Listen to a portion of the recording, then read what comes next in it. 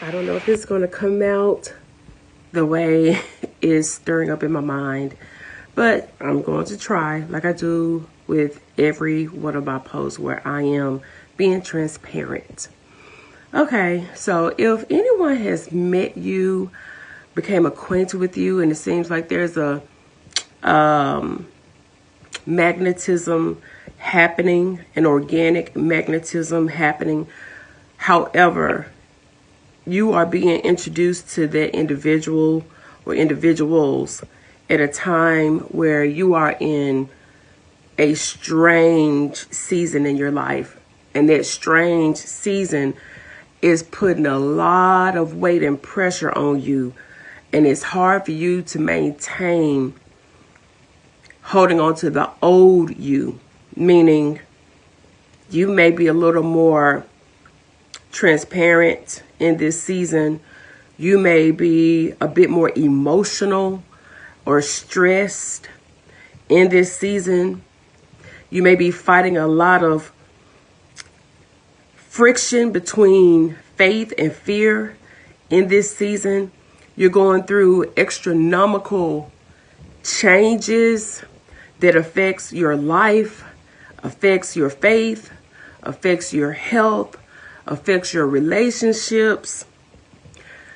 And then this new person that is in your life, they want to know you on a casual level, but they still come with this magnetism to want to give you what I would call familiar titles, like bruh, meaning brother, or sis, meaning sister, or cuz, meaning we family, or auntie, meaning I find you as someone that is wise.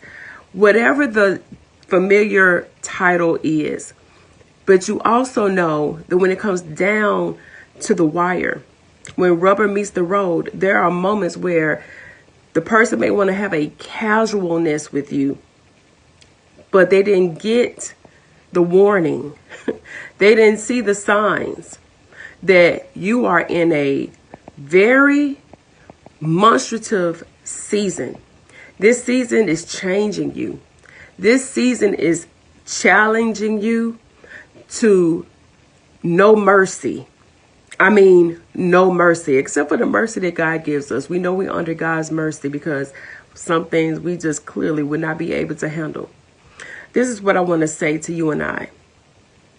If you are in such a season that you are finding hard to find your language, it's difficult to find the language to articulate the season that you are in, but you keep getting in these side conversations. You keep getting these opportunities to show up for people because you're getting the invites, or you're getting the phone calls or the text messages and the encounters, and you're finding it a difficult space to maintain the casualness of exchange. First off, I want to tell you, I am proud of us. For what it's worth, man, I am proud of us, because I truly believe you might not be praying like you used to pray. I don't know. But at least you are praying from time to time. That's a win. Enjoy the small wins. You may not have gotten out of the bed or in the bed the way you have in other seasons, but I am proud of you for trying to give your body some rest. That's a small win, but it's a win. And I'm also proud of you for looking at life with the perception that you don't want to lose honor, respect, love, and support. And you're taking baby steps to show up, because people may not know the cost for you to show up.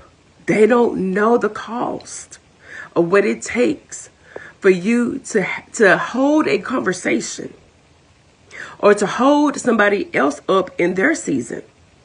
See, while you're holding them up, while you're encouraging them, they may be oblivious to where you need some encouragement. And I'm going to end it on this. And I'm sorry this video is going long, but I'm in a season where I can't do these short videos. I want to encourage us that it's not over. There is beauty for ashes, of course. And I'm sure there's something, it may not be the big shebang that you have been crying about, asking God for, petitioning God, fasting for, striving after. But there is beauty for ashes if God be God. If God be God.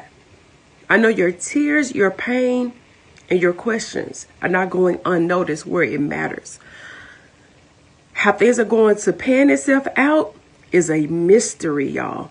It is a mystery. And I'm trying to end this. So let me end it on this. You are not a weak person going through what you are going through. Yes, you're dealing with some weaknesses. But in order for you to go through what you are going through and the weight that you are carrying, not knowing if it's going to expire, because there are some things that hit our lives that we are now incapable to change. We can do everything by the book.